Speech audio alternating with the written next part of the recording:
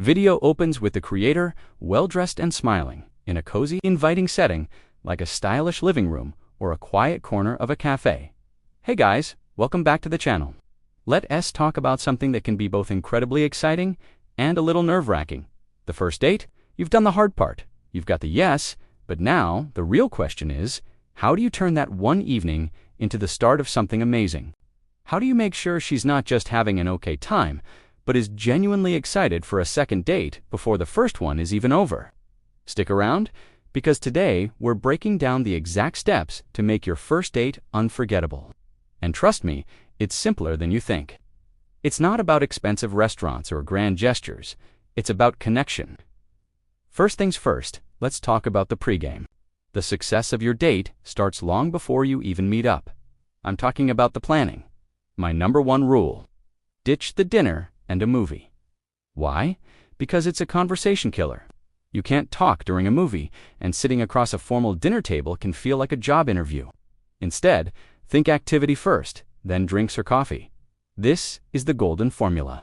What kind of activity? Something light, fun, and interactive. Think a walk through a cool part of town you both don't know well, a visit to a quirky museum, a farmer's market, or even a fun low-pressure game like mini golf or bowling. The goal here is to create a shared experience. When you're doing something together, the conversation flows naturally. You're not just two people asking each other questions. You're partners on a small adventure. This instantly breaks the ice and creates a we dynamic. It gives you something to laugh about and refer back to later. Remember when you almost fell into the fountain? That's a memory, and memories build bonds. After the activity, you can grab a drink to sit down and talk more deeply. But by then, the awkward phase is long gone. Now, let's move on to the main event, the date itself. You're there, the activity is great, but how do you truly connect? The secret weapon is genuine curiosity. So many guys go into a date thinking they need to impress her. They talk about their job, their car, their accomplishments. Let me tell you, that's the fastest way to make her eyes glaze over. Instead of trying to be interesting be interested. Your mission is to discover who she is. Ask open-ended questions that go beyond what do you do. Try things like, what's something you're really passionate about right now? Or what's the most adventurous thing you've ever done? And here's the most crucial part. Listen to her answers. Don't just wait for your turn to talk.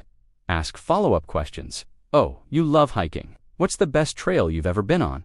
This shows you're not just following a script. You're genuinely engaged and want to know more about her.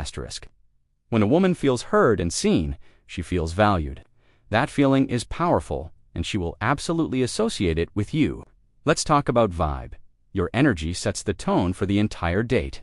If you're nervous and insecure, she'll feel it. If you're relaxed, positive, and having a good time, she mirrored that energy. So, how do you project confidence, even if you're feeling a little shaky inside? First, body language. Stand up straight, make eye contact, not in a creepy, staring way, but in a warm, connected way. Smile. A genuine smile is the most attractive thing you can wear. And don't be afraid of light, respectful, physical contact. A gentle touch on the arm when you laughing at a joke can create a spark and build intimacy. It says, I'm comfortable with you. Just be sure to read her signals and be respectful. Another key to a great vibe is to lead the date. This isn't about being bossy. It's about being decisive and removing the mental burden from her. Have a plan. You suggested the activity, so know where you're going. When you transition to the cafe afterwards, say, I know a great little spot around the corner. How about we head there? Instead of what do you want to do now? This confident leadership is incredibly attractive. It shows you're thoughtful and capable, and it allows her to relax and simply enjoy the experience you've created for her. It makes her feel taken care of, which is a wonderful feeling on a date. Now, let's discuss conversation topics. We've already covered asking good questions, but what should you actually talk about? The key is to keep it positive and future-oriented. Avoid complaining about your job, your ex, or anything negative. A first date is not a therapy session. You want her to associate you with fun, happiness, and good feelings. Talk about your passions, your hobbies, travel, funny stories, dreams, and goals. Ask her about hers. When you talk about things that light you up, your whole demeanor changes. Your eyes sparkle, you get more animated, and that passion is infectious. And here's a pro tip. Sprinkle in some. This is a subtle way to plant the seed for a second date. For example, if she mentions she loves Italian food, you can say, "Oh, there's this amazing Italian place I've been meaning to try. We should go there sometime." It's not a direct ask. It's a casual, confident assumption that you'll see each other again. It takes the pressure off and makes the idea of a second date feel natural and exciting. All right, the date is winding down. How do you end it on a high note and lock in that second date? This is where a lot of guys stumble. Don't let the date just fizzle out. Take charge of the ending. As you're walking her to her car or the train station, be direct and genuine. Don't play games. A simple, confident statement is all you need. Say something like, "Hey, I had a really amazing time with you tonight. I'd love to see you again." Notice the confidence. It's not, "I had a nice time. Maybe we could do this again if you want." It's a clear statement of your interest. Then, be specific. "I was thinking about that Italian place we talked about. Are you free next Thursday?" This does two things. It shows clear intent, and it makes it easy for her to say yes. You've given her a specific plan, which she appreciates. If she agrees, great. You can go in for a hug or even a kiss if the vibe feels right. You'll know. Has she been touching your arm? Was she laughing and holding eye contact? Is she lingering at the end? These are all green lights, but don't force it. A warm hug and a genuine "I coo, wait to see you again" can be just as powerful. The goal is to end the date, leaving her feeling excited and anticipating your next meeting.